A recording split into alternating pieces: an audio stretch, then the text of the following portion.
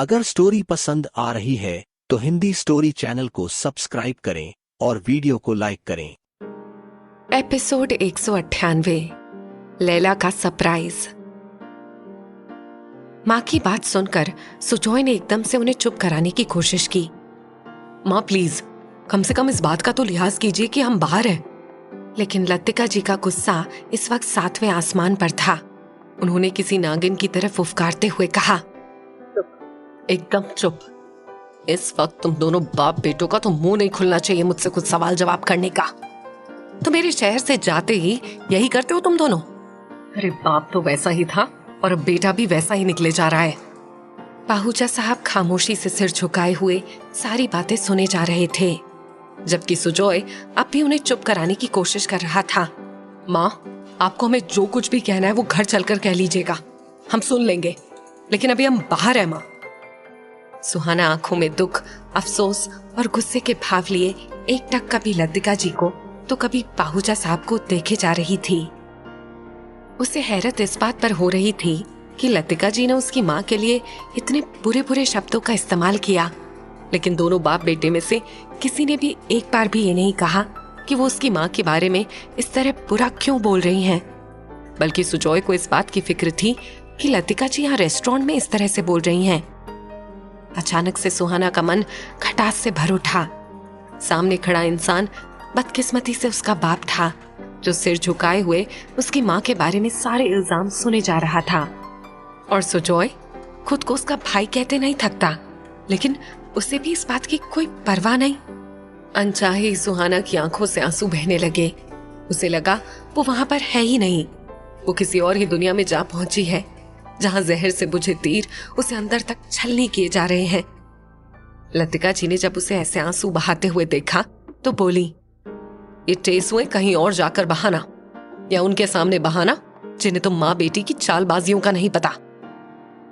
अभी वो कह ही रही थी कि सुहाना ने लगभग चीखते हुए कहा, बस अब एक शब्द और नहीं। उसे अचानक से ऐसे रिएक्ट करते हुए देखकर लतिका जी और पाहूजा साहब दोनों ही कुछ शॉक से रह गए। लेकिन लतिका जी ने उसे इस तरह बोलते हुए सुना तो बोली, ए लड़की, औकात में रहना मेरे सामने। कहकर वो वहां से तेजी से चली गई। पाहूजा साहब उन्हें पुकारते हुए उनके पीछे पीछे बढ़ गए, जबकि सुजॉय सुहाना के पास आकर उसे समझाता हुआ बोला, प्लीज सुहाना, माँ की बातों का बुरा मत मानना। ये सुनते ही सुहाना ने उसे घूरते हुए शिकायती नजरों से देखा और फिर बोली, काश ये बात कोई आपकी माँ के बारे में कहकर गया होता और मैं आपको ये नसीहत कर सकती। इस बात पर सुजॉय उसका मुंह तकता रह गया। ये वो सुहाना थी ही नहीं, लेकिन सुहाना ने इतना कहकर उसकी तरफ देखा तक नहीं। टेबल पर रखा अपना पर्स उठाकर वो भी बाहर निकल गई और पीछे सुजॉय अकेला खड़ा होकर अभी अभी जो कुछ हुआ था बस उसी के बारे में सोचे जा रहा था। अगले दिन लैला की खराब तबीयत की वजह से वो शूटिंग के लिए गई नहीं थी। बाकी लोग जब शूटिंग से लौटे तो कबीर सीधा उसके कमरे में आ गया था। कैसी तबीयत है अब? उसने अंदर आते ही पूछा। लैला ने मुस्कुराते हुए कहा, पहले से काफी बेहतर है। फिर उसने कबीर को सामने सोफे पर बैठने का इशारा करते हुए कहा, बैठिए ना प्लीज। उसका इशारा मिलते ही कबीर सोफे पर बैठ गया। उससे पहले उन दोनों के बीच जो कुछ भी हुआ था उसकी वजह से कबीर कुछ झेप सी महसूस कर रहा था। उसने खुद को कुछ संभालते हुए आगे कहा, वैसे तुम्हारी बीमारी से एक काम की चीज हो गई। लैला ने चौंकते हुए पूछा, और वो क्या? तब कबीर ने अपनी मुस्कुराहट कंट्रोल करते हुए कहा, कल जब तुम हाई फीवर में थी तो पता चला कि सुजॉय तुम्हारे दिल दिमाग पर किस तरह से हावी है। ये सुनकर लैला के चेहरे पर कुछ परेशानी सी छा गई। उसने घबराए हुए लहजे में कहा, हे भगवान, ऐसा क्या कह दिया मैंने? कबीर ने हंसते हुए कहा, ये तो मैं नहीं बताऊंगा। हाँ, ये जरूर कहूंगा कि अगर तुम्हें खुद में अपनी ये फीलिंग्स क्लियर नहीं है तो क्लियर कर लो। मुझे लगता है कि तुम सुजॉय से प्यार करने लगी हो। ये सुनते ही लैला को ऐसा महसूस हुआ जैसे किसी ने उसकी चोरी पकड़ ली हो। उसने नजरें झुकाए हुए जवाब दिया, नहीं, ऐसी तो कोई बात नहीं है। तब कबीर ने हंसते हुए कहा, तुम अच्छे से जानती हो लैला कि तुम्हारे एहसास मुझसे छुपे नहीं रहते।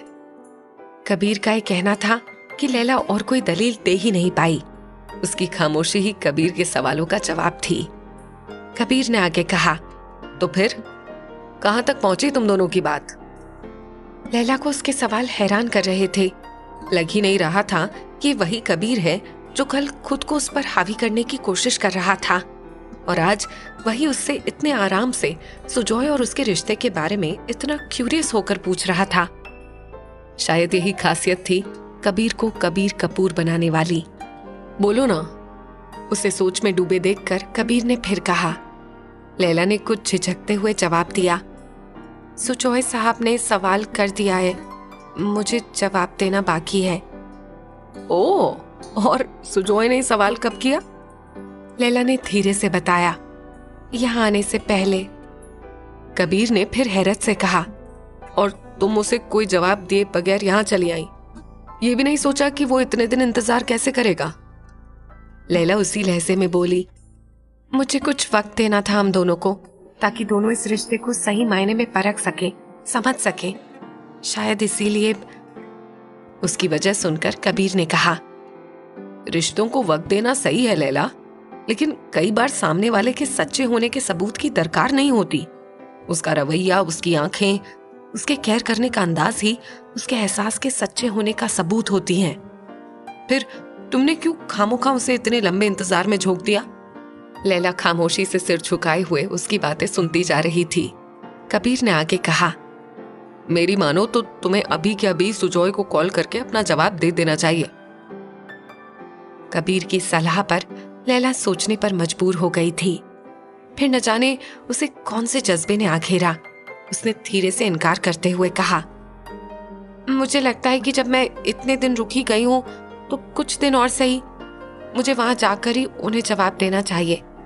अब इंडिया वापस लौटने में दिन ही कितने हैं?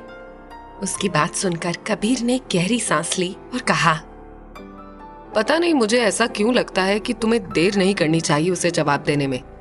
कई बार ऐसा होता है कि हम सामने आए हुए मौके को इसीलिए छोड़ देते हैं कि हमें लगता है कि ये मौका हमारे पास से कहाँ ही चला जाएगा, लेकिन हकीकत इससे काफी अलग होती है लैला। कभी कभी मौके हमारे हाथ से ऐसे छूट जाते हैं जैसे कि वो कभी हमारे लिए थे ही नहीं। ये सुनकर लैला ने एकदम से तड़प कर कहा, लेकिन हर बार ऐसा हो ये तो जरूरी नहीं है ना? कबीर ने एकदम से उठते हुए कहा, भगवान करे कि तुम्हारे केस में वैसा कुछ भी ना हो, तुम खूब खुश रहो। कहकर वो लैला के जवाब का इंतजार किए बगैर तेजी से वहां से निकल गया। पीछे लैला उसी तरह बैठी की बैठी रह गई। कबीर की बातों ने उसके मन में एक धड़का सा डाल दिया था। कबीर उसे ऐसे वहम में डाल गया था कि वो काफी देर तक इस बारे में सोचकर परेशान होती रही। फिर अचानक से जैसे मन ने उसे समझाया, बेकार की सोच में मत पड़ लैला, तूने अच्छे से महसूस किया है उसे। इतनी नाइत्तफाकी होने के बाद भी उसने कभी तुझसे मुंह नहीं मोड़ा। इनफैक्ट यहाँ आने के बाद भी बात करने की कोशिश की है उसने तुझसे, और तू उस पर शक कर रही है। कबीर की बातों में मत आ, इंडिया वापस लौट, सुजॉय को हाँ करके अपना लेना उसे। मन की इस आवाज पर लैला को जैसे कुछ इत्मीनान सा हो गया, और फिर जैसे दिन को पड़ लग गए थे। रात दिन के बिजी स्केड्यूल में शूटिंग करते करते बचे हुए दिन कैसे बीत गए लैला को पता भी नहीं चला। यहाँ तक कि लंदन से विदा लेने का आखिरी दिन भी आ पहुंचा। पैकिंग करते हुए लैला ने हर वो चीज बेहद प्यार से रखी जो उसने सुजॉय के लिए शॉपिंग की थी। एक खूबसूरत सा overcoat, gold plated wrist watch और इम्पोर्टेड परफ्यूम के अलावा और भी कई छोटी बड़ी चीजें थी जो उसने सुजॉय के लिए खरीदी थी। ख्यालों में न जाने उसने कितनी बार सुजॉय को अपने लिए हुए ओवरकोट में इमेजिन किया था। टिकट्स और जरूरी पेपर्स बैग में रखते हुए उसने जैसे खुद से कहा, इंडिया पहुंचते ही सबसे पहले आपसे आकर मिलूंगी सुजॉय साहब, और अपने दिल का सारा हाल कह सुनाऊंगी आपको। एक एक बात जो मैंने यहाँ आपके इंतजार में महसूस की है। आपको बताऊंगी कि इस आग में जलने वाले आप अकेले नहीं हैं। इंतजार की इस आग में आपकी लैला भी बराबर शामिल थी। अभी वो ये सोच ही रही थी कि तभी अरमान ने दरवाजे पर दस्तक देते हुए कहा, लैला मैम, सारे लोग तैयार हैं, आपको और कितना वक्त लगेगा? फ्लाइट का वक्त होता जा रहा है। लैला ने जल्दी से सारे पेपर्स बैग में अच्छे से रखे और कहा, बस निकल रही हूँ। और फिर उसने उठकर अगर स्टोरी पसंद आ रही है तो हिंदी स्टोरी चैनल को सब्सक्राइब करें और वीडियो को लाइक करें। अपने दोनों बैग्स अरमान के हवाले किए। फिर खुद भी एक नजर कमरे में डालकर ये कंफर्म किया कि कुछ छूटा तो नहीं। पूरी तरह से तसल्ली करके वो भी अरमान के पीछे पीछे नीचे उतर आई। फ्लाइट में बोर्ड करने के बाद वो कुछ सुकून की सांस ले रही थी। तभी कबीर ने कहा, तो फिर क्या सोचा है? लैला ने कुछ चौंकते हुए पूछा, किस बारे में? कबीर ने उसके चेहरे की रौनक को गौर करते हुए कहा, अरे ऑब्वियसली सुजॉय के बारे में पूछ रहा हूं। सुजॉय का नाम सुनते ही लैला के चेहरे पर जैसे धनक से रंग बिखर गए। उसने धीरे से कहा, सबसे पहले उन्हीं से मिलना है। तब कबीर ने एक अफसोस भरी मुस्कुराहट बिखेरते हुए कहा, पता है लैला, झूठ नहीं कहूंगा, आज मैं सुजॉय से जेलस फील कर रहा हूं, लेकिन इसके बावजूद भी तुम्हारे लिए बेहद खुश हूं। और तुम्हारे लिए भगवान से यही दुआ है कि तुम्हें दुनिया जहान की खुशियां मिले। लैला ने ये सुनकर नजरें झुकाते हुए कहा, thank you Kabir sir. Flight जब मुंबई लैंड कर रही थी तो शाम ढलने को थी। लैला का एक दिल चाहा कि वो सुजॉय को अपने आने के बारे में इन्फॉर्म कर दे, लेकिन फिर उसने अपना इरादा कैंसिल कर दिया। वो उस वक्त सुजॉय का रिएक्शन देखना चाहती थी जब वो एकदम से छम से उसके सामने आ जाती। टैक्सी में सामान रखने से लेकर पाहुजा मैंशन तक पहुंचने तक लैला का दिल किसी धौंकने की तरह धड़क रहा था। पूरा महीना सुजॉय के इंतजार की आग में जलने के बाद अब उससे कुछ मिनट्स की दूरी भी बर्दाश्त करना मुश्किल हो गया था। फाइनली कुछ देर के सफर के बाद वो पाहुजा मैंशन के सामने खड़ी थी। उसने टैक्सी बाहर ही पार्क करवाई और टैक्सी वाले से कहा, भैया मैं थोड़ी देर में आती हूँ, आप तब तक यहीं इंतजार करें। टैक्सी वाले ने हामी भरी तो लैला अपने धड़कते हुए दिल को कंट्रोल करते हुए अंदर की तरफ बढ़ गई। अंदर आते हुए उसने गौर किया कि आज लॉन एरिया से लेकर पार्किंग तक सारी लाइट्स जगमगा रही थी। साथ ही पार्किंग में कई गाड़ियां भी खड़ी थी। लैला एक पल के लिए कुछ घबरा सी गई। यहाँ तो लग रहा है पहले से काफी लोग मौजूद हैं। ऐसे में मेरा यहाँ आना और सुजॉय साहब से मिलना सही होगा भी या नहीं? लेकिन लैला के मन में सुजॉय से मिलने की, उसे देखने की ख्वाहिश इतनी शिद्दत से अंगड़ाई ले रही थी कि वो चाहकर भी अपने कदम वापस नहीं मोड़ सकी। अब जब यहाँ तक आ चुकी है लैला, तो फिर वापसी के बारे में मत सोच, आगे बढ़ और सुजॉय से मिल के आ। उसने आगे बढ़ते हुए कदमों के साथ खुद को समझाया और तेजी से बढ़ती हुई पाहुजा मैंशन के हॉल वाले मेन गेट पर आ खड़ी हुई। हॉल में उसकी इमेजिनेशन से भी कई ज्यादा लोग भरे पड़े थे। हे भगवान, यहाँ तो लगता है कोई पार्टी चल रही है। देख लिया लैला, सरप्राइज के चक्कर में तू ही सरप्राइज रह गई। अभी भी वक्त है, वापस हो ले, सुजॉय से कल मिल लेना। दरवाजे के बीचों बीच खड़ी वो अभी सोच ही रही थी कि तभी उसे सामने से लतिका जी आती हुई दिखी। ओह नो, इन्हें भी अभी ही दिखना था। उसने तेजी से पलटते हुए सोचा। तभी उसके ठीक पीछे से लतिका जी की हैरानी भरी आवाज गूंजी, ओ लैला, तुम कब आई लंदन से? लैला ने झेपते हुए एक स्माइल दी और धीरे से कहा, जी आज ही लौटी हूँ। लतिका जी ने हमेशा की तरह घमंड भरी नजरों से उसे सिर से पैर तक घूरा और फिर एक अदा से बोली, वाह, वैसे तुम्हें पता है बहुत ही खास मौके पर लौटी हो तुम। लैला ने धीरे से कहा, हाँ, मुझे आकर ये पता चला कि कोई पार्टी चल रही है। कोई बात नहीं, मैं बाद में आती हूँ। कहकर वो पलटने को हुई, लेकिन लतिका जी ने एकदम से उसकी बाह थामते हुए कहा, अरे अरे, अब जब यहाँ आ ही गई हो तो पार्टी भी अटेंड कर ही लो ना, सुजॉय को भी अच्छा लगेगा। आफ्टर ऑल तुम उसकी खास दोस्तों में से एक हो। उसकी जिंदगी का इतना खास मौका है आज, तुम भी शामिल होगी तो उसे अच्छा लगेगा। ये सुनकर लैला की आंखों की चमक वापस लौटने लगी थी। लतिका जी ने आज पहली बार उससे इतने पॉजिटिव अंदाज में बात की थी। उसे खामोश देखकर लतिका जी ने पूछा, वैसे तुम पूछोगी नहीं कि ये खास मौका कौन सा है और ये पार्टी किस खुशी में है?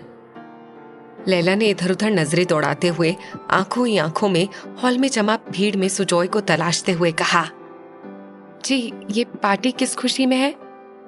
तब लतिका जी ने जैसे एक एक लफ्ज चबाते हुए कहा, आज सुजॉय की एंगेजमेंट है और उसके साथ साथ ही एक गुड न्यूज और है कि वो बाप बनने वाला है। ये सुनकर लैला के माथे पर कई सारी सलवटें सी पड़ गईं। उसे अपने कानों पर यकीन ही नहीं हो रहा था कि अभी अभी लतिका जी ने जो उससे कहा उसने ठीक से सुना या नहीं। उसने धीरे से पूछा, मैं कुछ समझी नहीं। कहते हुए उसकी नजरें हॉल के साइड में बने स्टेज पर जा ठहरी। स्टेज के बीचों बीच जेनी और सुजॉय खड़े थे। सुजॉय के एंगेजमेंट और उसके बाप बनने की खबर सुनकर लैला अपने आप को कैसे संभालेगी। हिंदी स्टोरी चैनल को सब्सक्राइब करें।